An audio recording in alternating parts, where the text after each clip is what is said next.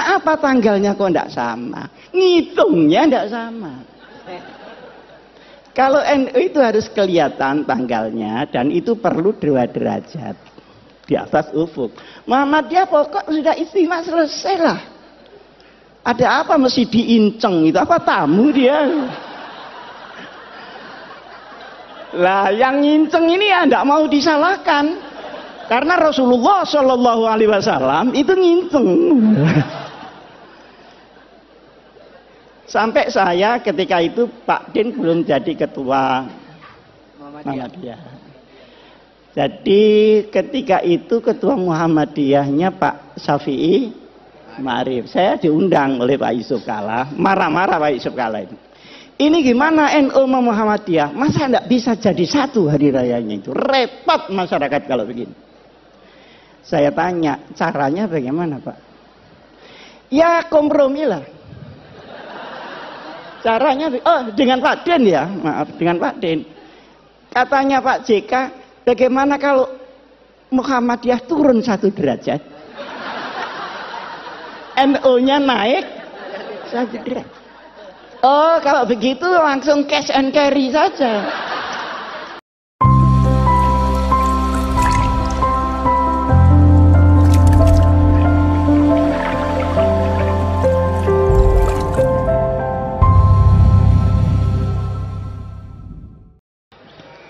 Bismillahirrahmanirrahim.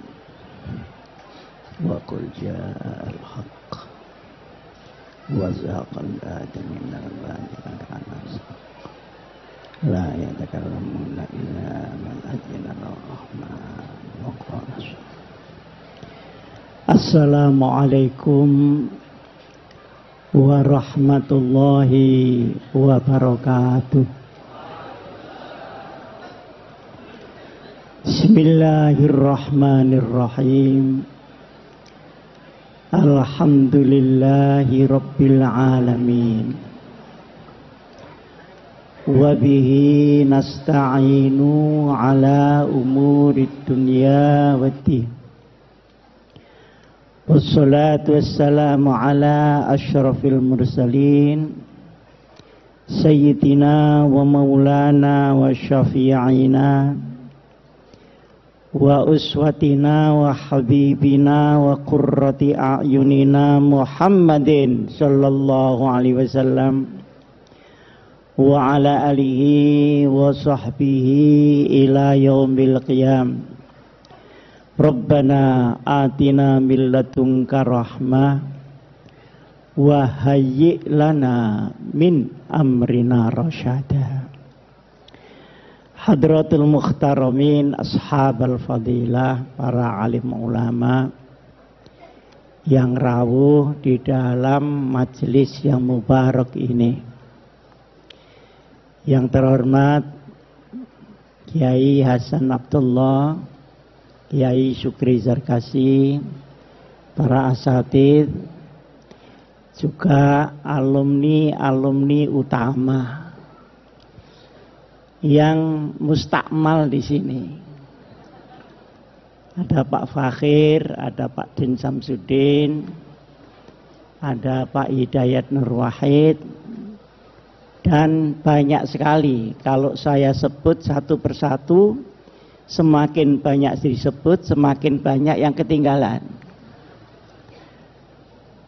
Para alumni, para santri, hadirin, hadirat yang saya muliakan. Saya ini merasa digelangsar oleh Kiai Hasan Abdullah. Kemarin saya sudah ngisi, kok sekarang disuruh ngisi lagi. Tapi karena tawaduk kepada Sohibul Ma'had ini, maka saya datang. Kemarin saya sudah bicara khusus mengenai pendidikan, termasuk kurikulum, filsafat kurikulumnya, jangkauan-jangkauannya, dan beberapa tantangan ke depan. Jadi tidak usah saya ulangi lagi yang kemarin. Hari Kamis saya akan melanjutkan yakni bagaimana cara membawakan ilmu-ilmu dan hasil didikan serta latihan yang ada di pondok ini, di pondok modern kita, untuk disajikan ke masyarakat, ke umat dan ke negara. Ini caranya bagaimana? Ternyata cara itu benar kata Gontor, at-tariqah khairun minal mada. At-tariqah ahammu minal mada. Materi itu penting, tapi begitu cara membawakannya keliru, maka dia akan gagal. Bukan karena materinya, tapi akan gagal karena caranya. Di sini disebutkan berbudi luhur, sudah maklum itu, berbadan sehat yang sudah dipakai diplomasi oleh Pak Fakhir, berpengetahuan luas dan berpikiran bebas.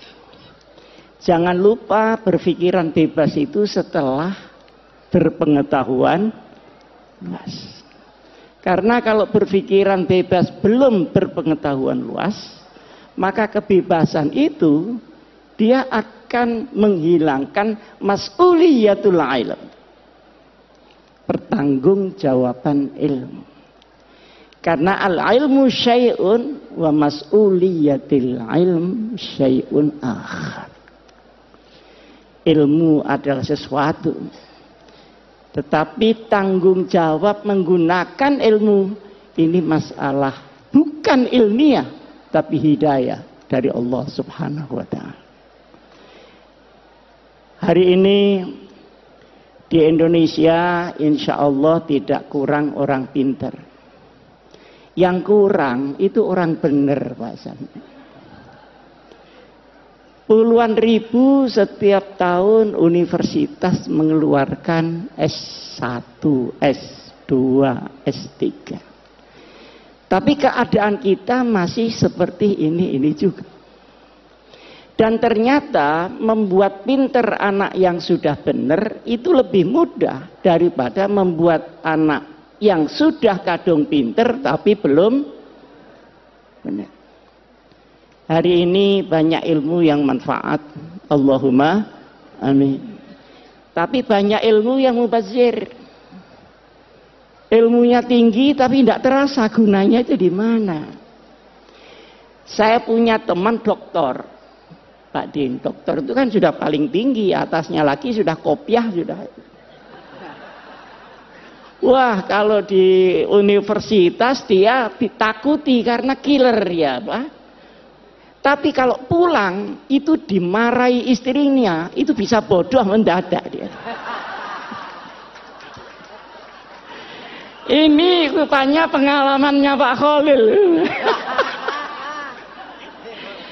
Nah, ternyata ini guyon, tapi betulan.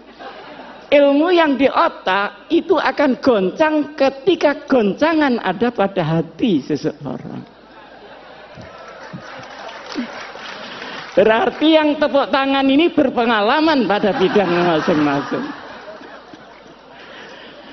Pak Din ini hebat ketua Muhammadiyah, tapi di hadapan anaknya mentua nanti dulu. Itu ada resepnya tersendiri. Nah, ini kok terlambat ketawanya gimana? Apa bahasa Indonesianya kurang paham kira-kira? Para hadirin hadirat yang saya muliakan. Dan ada juga orang punya ilmu tapi dia berbuat jahat dengan ilmunya. Banyak hakim diadili. Ada jaksa kok dituntut. Ada polisi kok disidik. Lu ada hansip itu ditangkap. Ada satpam diamankan. Pasti bukan karena ilmu, tapi karena mas'uliyatul ilm. Nah, di Gontor ini diberi mas'uliyah dan diberi ilmu. Tetapi ilmu yang diberikan itu berkali-kali disampaikan oleh Pak Zar, oleh Pak Sahal. Kamu pulang saya hanya bekali kuncinya ilmu. Belum ilmunya itu sendiri. Memang iya, yang diajarkan bahasa Arab ini baru alat untuk mencari sesuatu yang lain. Diajari fikih, ya cuma fikul madheh sama fikih ahli sunnah wal jamaah itu. Untuk bekal ibadah, mau pingin lebih tinggi, pakai kunci itu. Yang kemarin saya sampaikan menarik adalah di Gontor mulai diajari pemikiran qauli menjadi pemikiran manhaji di dalam syariat Nabi besar Muhammad sallallahu alaihi wasallam. Itu juga kunci untuk kamu membuka sekian banyak hal-hal yang berserakan di dunia ini. Jadi kalau keluar dari Gontor terus diem, itu berarti dia mbak kunci saja kemana-mana. Mesti mungkin dia mau jual kunci atau tukang kunci. Apa ada di antara yang tepuk tangan ini buka warung kunci palsu? Jadi kuncinya harus segera cari lemari. Ketika itu Pak Zarkasi belum membayangkan ada Universitas Darussalam. Jadi ngitungnya anak kelas 6 berarti aliyah selesai. Belum sampai jamiah, belum sampai memikirkan doktor, belum sampai memikirkan magister. Tapi kunci berkali-kali disampaikan. Nah, kunci ini lemarinya adalah pendidikan yang lebih tinggi. Tapi gudangnya adalah masyarakat. Keilmuan itu bagian dari kehidupan, bukan kehidupan itu yang bagian dari keilmuan. Buktinya tadi ada dokter yang hilang nyalinya karena disentak oleh bojonya masing-masing. Ini supaya dicatat menjadi mahfuzat.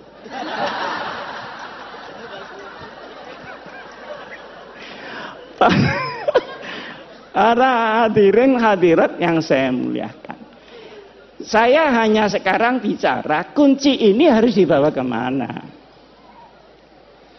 Pertama, mencari ilmu yang tersimpan dan baru bisa dibuka dengan kunci.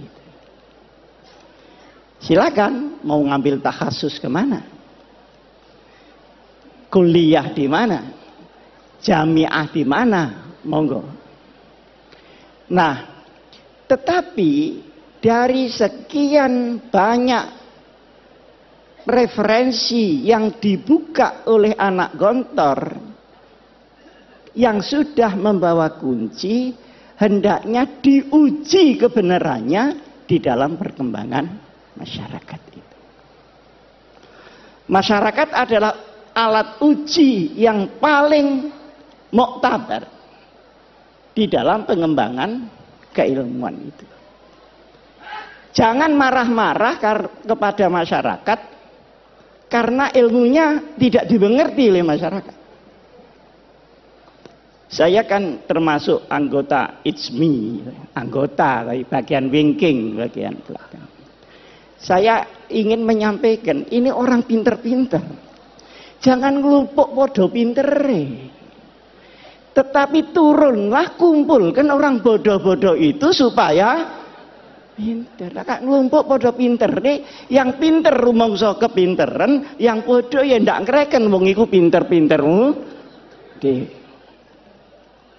Nah, ini yang dimaksud oleh Trimurti menurut pandangan saya, segera menyelam di masyarakat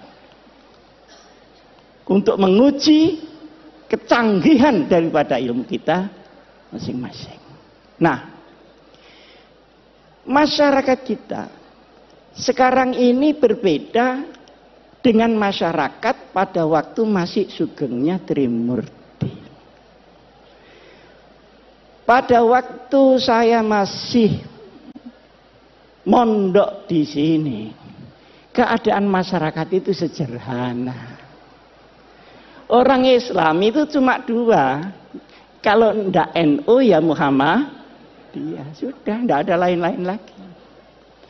Ini mau besanan saja takut tidak mendapat barokah dari masing-masing pemimpinnya. Selisih sedikit ribut. Yang satu kunut, yang satu tidak kunut, ribut. Padahal di kitabnya orang NU ada kunutnya dan ada tidak kunutnya. Tapi karena dia terkooptasi oleh golongan, ribut. Kalau tidak kunut itu begini-begini. Alhamdulillah sekarang ini sudah tidak ribut karena sudah tidak sholat subuh.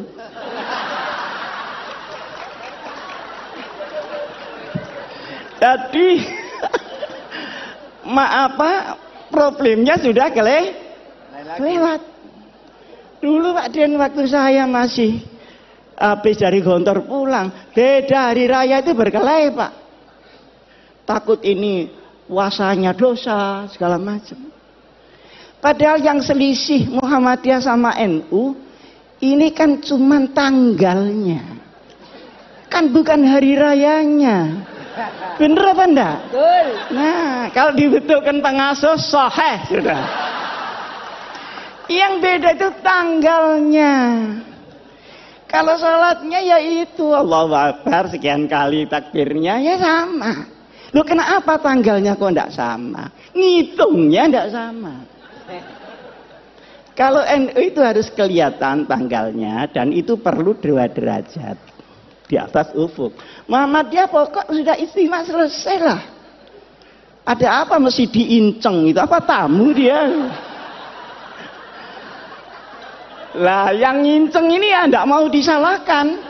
Karena Rasulullah Shallallahu Alaihi Wasallam itu nginceng. Sampai saya ketika itu Pak Din belum jadi ketua Muhammadiyah. Jadi ketika itu ketua Muhammadiyahnya Pak Syafi'i Ma'arif. Saya diundang oleh Pak Yusuf Kalla. Marah-marah Pak Yusuf Kalla itu. Ini gimana NU sama Muhammadiyah? Masa enggak bisa jadi satu hari rayanya itu? Repot masyarakat kalau begini. Saya tanya, caranya bagaimana Pak? Ya kompromi lah. Caranya, dengan Pak Den ya, maaf, dengan Pak Den. Katanya Pak JK, bagaimana kalau Muhammadiyah turun 1 derajat? NU-nya naik 1 derajat. Oh, kalau begitu langsung cash and carry saja. Ini fikihnya pedagang itu di sini.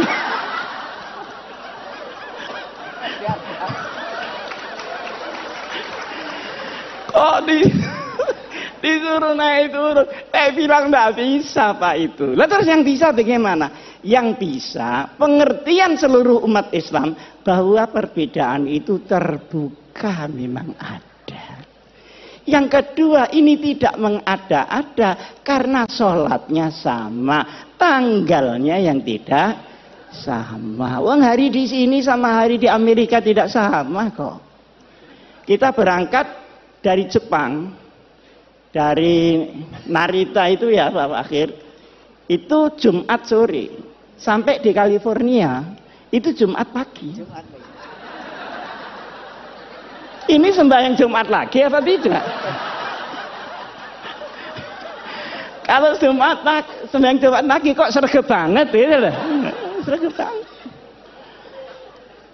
Tapi ketika pulangnya, misalnya dari New York ke Jakarta, berangkatnya Jumat pagi, itu sampai Jakarta hari Minggu. Jadi kehilangan 1 hari, tidak tahu di mana Sabtunya ini.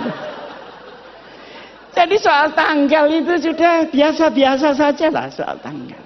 Nah, alhamdulillah ini karena mungkin zamannya yang berubah, maka kedekatan ini semakin hari semakin nyata.